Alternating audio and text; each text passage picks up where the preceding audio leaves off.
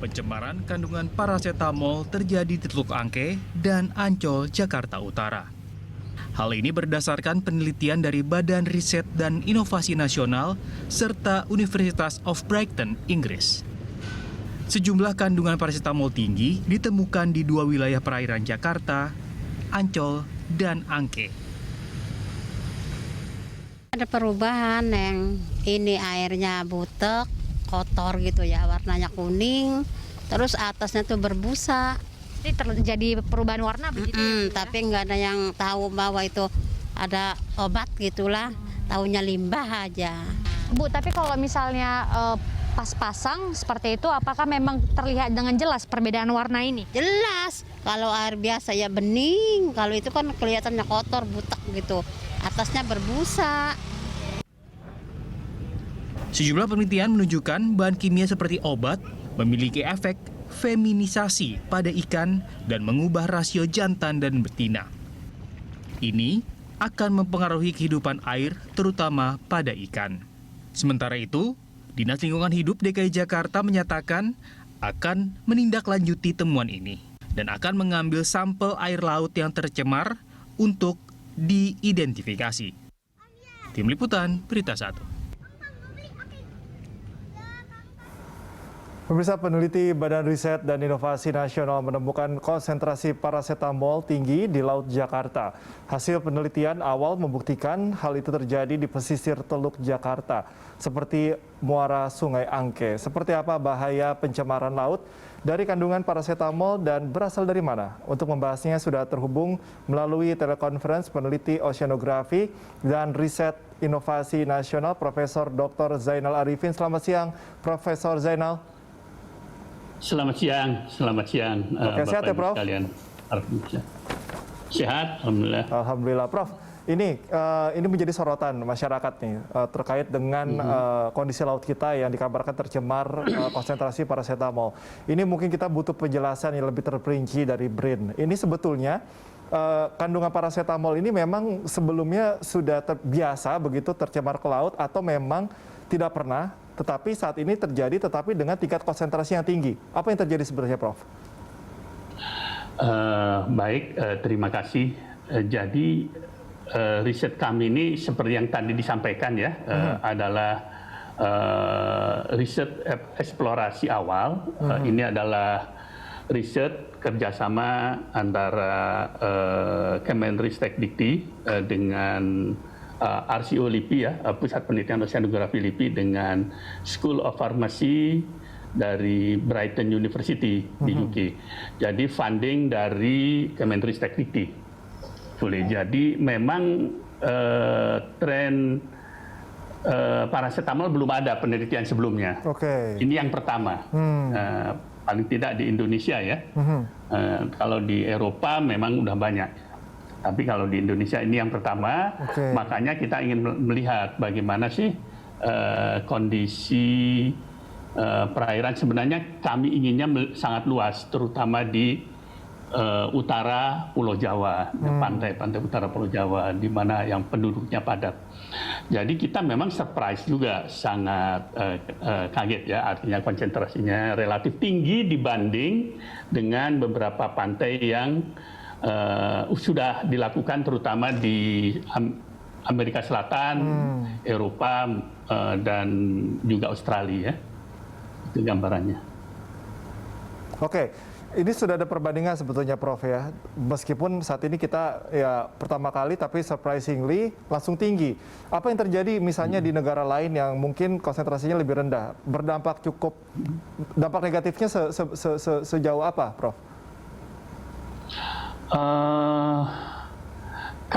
Kalau untuk yang di kita ya di Indonesia kita belum sampai ke sana. Kita belum sampai melakukan berapa sih dampaknya atau pengaruhnya kepada biota laut. Walaupun riset-riset yang kami lakukan kan kami lakukan sejak tahun 2017. Kita ambil sampelnya tahun 2017 dan 2018. Namun kebanyakan setelah itu kita banyak melakukan riset di laboratorium. Eksperimen. Oke, eksperimen ini diekspos ke biota. berasal dari mana kebanyakan dari parasetamol yang akhirnya terkonsentrasi ke laut ini? Ya, kembali lagi ya, karena ini riset memetakan kondisi perairan pesisir. Jadi memang kita belum sampai melihat sumbernya dari mana. Tapi paling tidak kalau kita mau investigasi yaitu pertama mungkin pola perilaku publik ya. Oke. Ya itu bisa juga ya, artinya selain konsumsi berlebihan, saya kira di penduduk Jakarta, Jabodetabek cukup tinggi ya.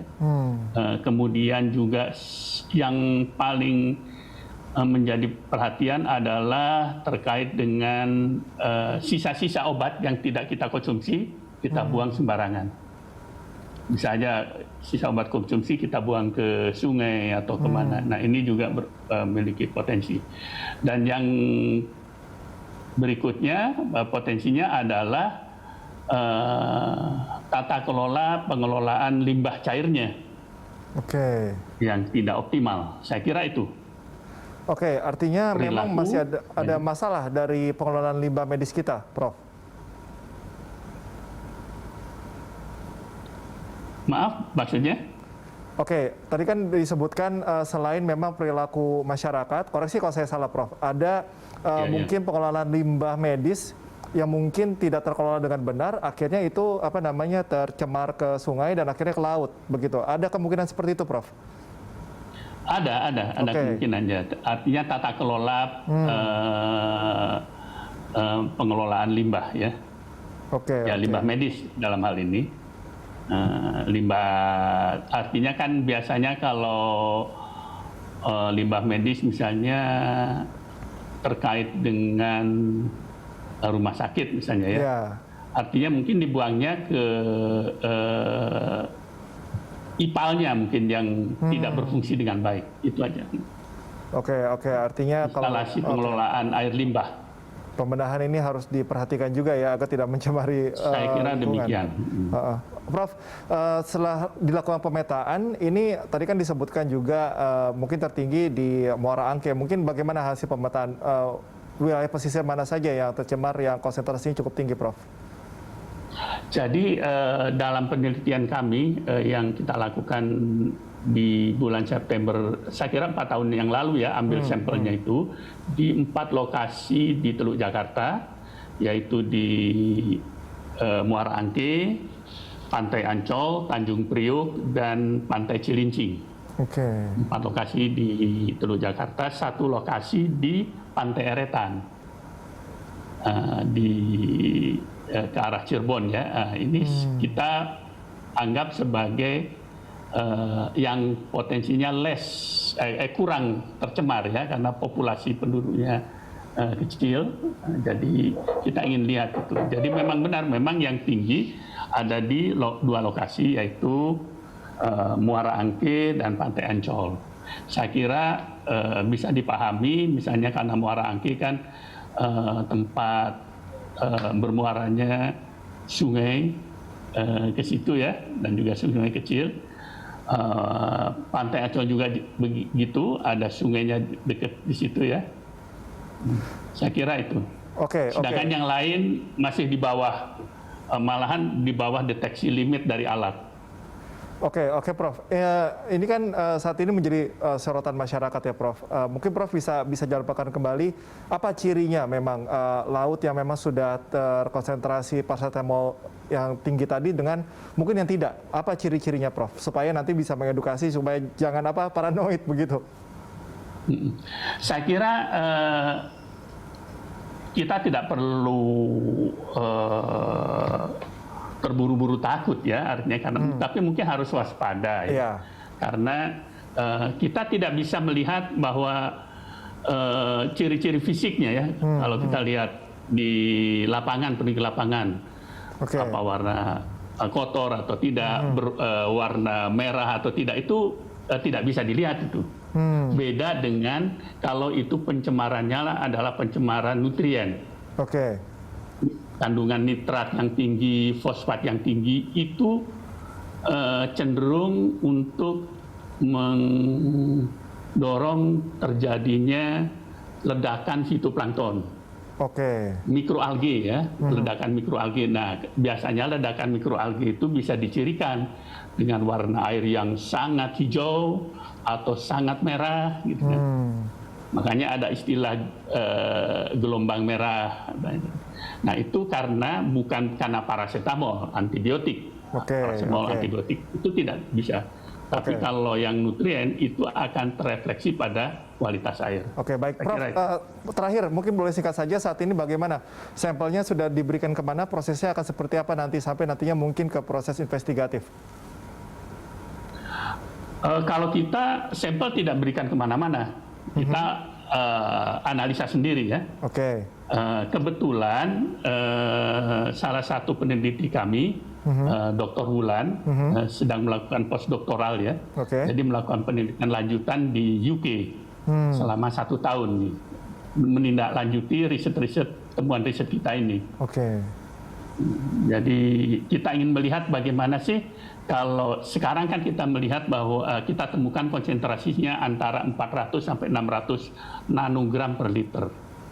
Sangat kecil kalau kita bandingkan ya, tapi kalau kita bandingkan secara relatif antar geografis, kita relatif tinggi. Kita ingin melihat bagaimana sih respon biota laut terhadap kalau kita paparkan ke parasetamol dengan berbagai konsentrasi. Mulai yang, nah itu. Oke, Prof Zainal, terima kasih atas informasi serta analisisnya. Salam sehat selalu, Prof. Terima kasih Berita Satu. Baik, pemirsa, jangan kemana-mana. Usai jeda, Lanstok akan kembali. Tetaplah bersama kami.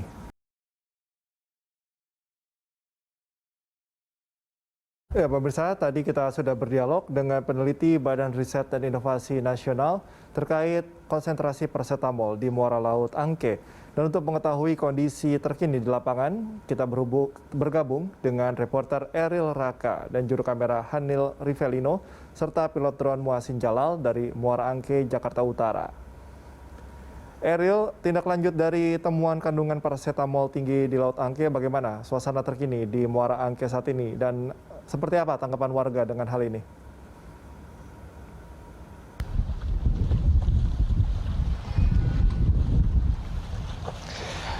Ya, Cikal, memang sampel air sudah diambil pada sore kemarin, tanggal 2 Oktober 2021 oleh Dinas Lingkungan Hidup Provinsi DKI Jakarta di 4 titik lokasi. Salah satunya adalah di tempat kami ini melaporkan, yaitu di Muara Angke.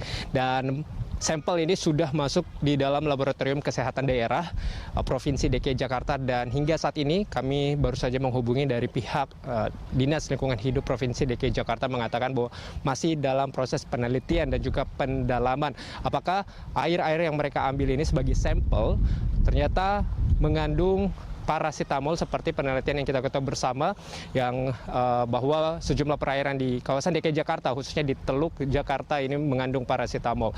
Dan untuk bagaimana situasi ataupun juga kondisi saat ini, saya langsung mengajak Anda bersama dengan juru kamera saya Hanil Rivelino untuk melihat situasi dari Muara Angke saat ini, di mana kita bisa lihat bersama sebetulnya di kawasan ini cukup banyak sampah plastik. Untuk warnanya memang terlihat sedikit kecoklatan. Saya sempat menanyakan ke masyarakat yang berada di sini apakah mereka memang sempat mencium bau obat-obatan begitu, karena kita ketahui kandungan dari farmasi ataupun juga parasetamol yang terkandung dalam perairan ini. Namun dari masyarakat yang sering berada di sini mengatakan tidak pernah mencium bau obat-obatan, hanya mencium seperti minyak ataupun juga dari kapal-kapal yang terparkir di kawasan Muara Angke ini. Begitupun juga mereka kami tadi sempat menanyakan bahwa terkait apakah mereka mengetahui terkait dengan adanya kandungan parasetamol.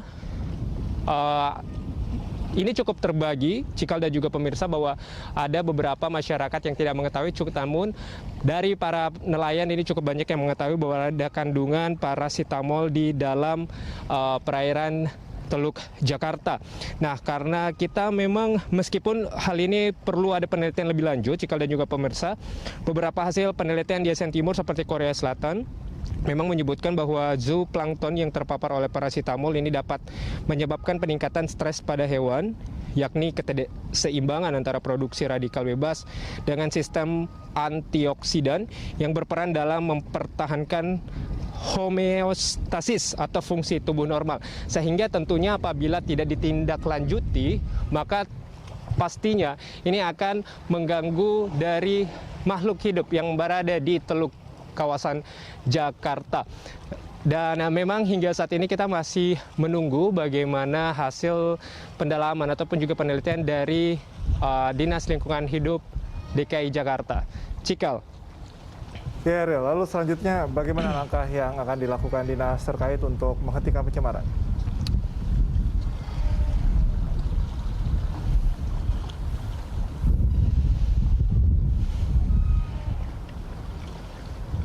Ariel.